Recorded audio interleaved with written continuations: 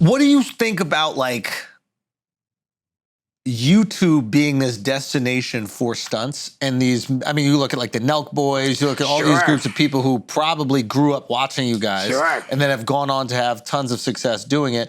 Are you looking at this going, wow, we inspired a generation? Or are you looking at like they're jacking our shit?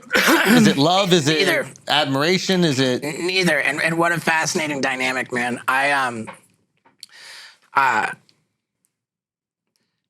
had like the run with Jackass up until the third movie, which came out in 2010.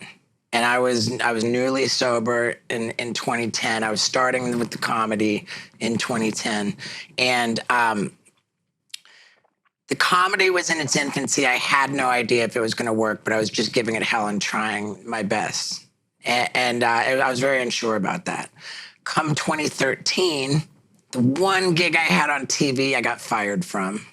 And Knoxville was making the Bad Grandpa movie, you know, under the Jackass name, Jackass Presents. And it was like, wait a second, dude. They're making a Jackass movie without us. You know, like we got Timberlaked. Now I'm the Jackson 4. You know? I'm fucking Tito. You know, like, dude, and I had the darkest fucked up year. Like I was really in a fucking funk.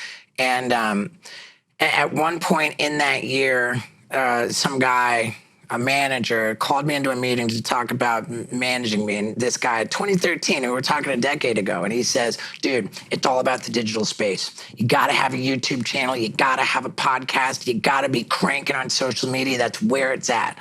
And I was like, listening to this, and I thought, okay, I'm hearing what he's saying, but it sounds like he's describing me doing a bunch of work to create all this great content by myself. And he's not describing he does shit. And the proposal is that he gets 10% of everything that I do. And on top of that, I felt like, dude, like I've been in like #1 box office movies. Like I'm like, you know, like it felt like such a depressing demotion to be like, now I'm uploading YouTube videos, you know, like, and the fact was that I was just in such a fucking dark, depressed spot.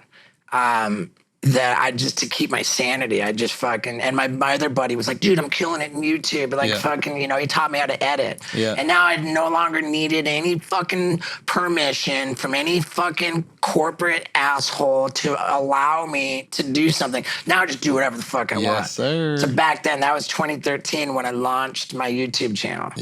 And that was where, like, I did not think that there was any like real money in what I was doing. I thought it was kind of embarrassing, but I was just doing it to keep myself sane. And then over the years since then, we've seen the emergence of the Logan Pauls, the fucking Nelk boys. I just watched a video.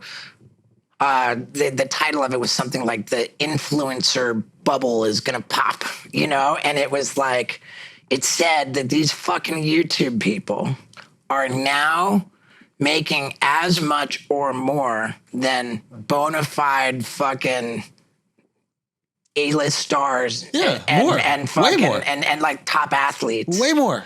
And top athletes is close. I don't think so. But as far as like bona fide movie stars, like the years of the $20 million movie star done.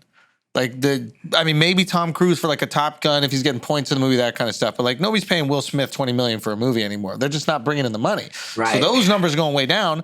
And the YouTubers, I mean, you look at like Jake, you look at Logan, look at what they're bringing in. Obviously they have other endeavors, but like they're making big fucking money. YouTube is television now. Back in the day when we grew up and we were watching Jackass, and even before that, you just turned on the TV and whatever came on, you kind of watched. That's YouTube. There's still the pay channels, still the HBOs and the streaming networks, the Netflix, et cetera. Those things still exist just like they existed back then. We have very specific content that you'll tune in for. But in terms of just popping on the TV and leaving something on, that's YouTube. TV's fucking done. And I don't know, for me, I just want to be where the people are. And I think that that's what you realized very early on, too. Dude, I'm so fucking thankful that... Doesn't it feel better to have your destiny in your own hands? Dude, 100%. It's like... I took control of my own shit, and dude, that in 2013, man, I was in that fucked up funk. And at the time, the biggest people in the prank space on YouTube were Roman Atwood and this guy Vitaly. Yeah. And I collaborated with both of them, double upload, where I did a thing on their channel. They drove all their traffic to my channel. Like it was like it was a quadruple fucking collab. Yeah. In every direction. Yeah. And the day that I launched my YouTube channel, I went from 0 subscribers to like way over 100,000. Wow. Yeah. And within 2 or 3 days, my lawyer was calling up saying that like the big agencies wanted to get you in for a meeting. Of course. You know, I had no agent, and you know, if you build it, they will come.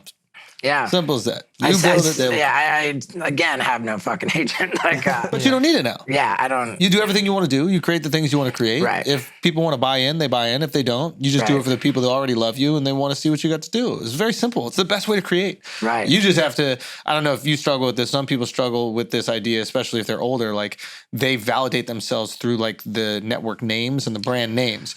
So they're like, well, if I'm not in a movie, then I'm not doing something. When they don't realize that like the kids that watch you, they never saw you on TV, bro. Right. They only know YouTube. YouTube is TV to them. Sure. Matter of fact, if you're like, yeah, I have this movie Jackass out there, like, dude, who gives a fuck? These kids have been going to Zoom classes. They don't go out to the movie theater anymore. It's a new generation. As an example, a dear friend of mine has a stepson who just graduated from this like ultra elite high school, which Kanye West's kids go to. He raps about their high school. Maybe they're not in high school, but the same school. Like Sierra Canyon? Exactly it. Yeah. Sierra Canyon. LeBron's kids. LeBron's kids go there. Kanye. This fucking this kid is on LeBron's Instagram page. And like, he's completely unfazed by that. But when he found out that I was collaborating with Steve Will Do It and the Nelk Boys, the kid's fucking head, his head exploded. They're like, dude, you used to be like a fucking run-of-the-mill fucking whatever. And now, because of your affiliation with the Nelk Boys, you are the coolest fucking kid in my entire house. Because the cool thing about now is that the creators are the validators. Back in the day, it was like you had to be on MTV, you had to be on HBO, and to be one of these channels. Now you could be on the channels, but if it's not hot, it means nothing. You can have a show on Netflix, but if nobody's watching it, nobody gives a fuck. Right. Like there are people who have NBC sitcoms right now that you and I don't know are even on the air. Yeah. That didn't happen back in the day. But if you do something with the Nelk Boys, everybody's going, oh shit, he's popping. I will absolutely agree with you on the network television, but I'm going to push back on the Netflix piece because with the Netflix, number one, like there's no such thing as a flop because they don't reveal their numbers. And number two, like like when you had your Netflix special, your multi-part special come out, that changed your life, right? Not even close. Not even close? Did less. Wow. I did it for boomers. I did it because boomers still need to see the validation. That's some wind in my sails, bro.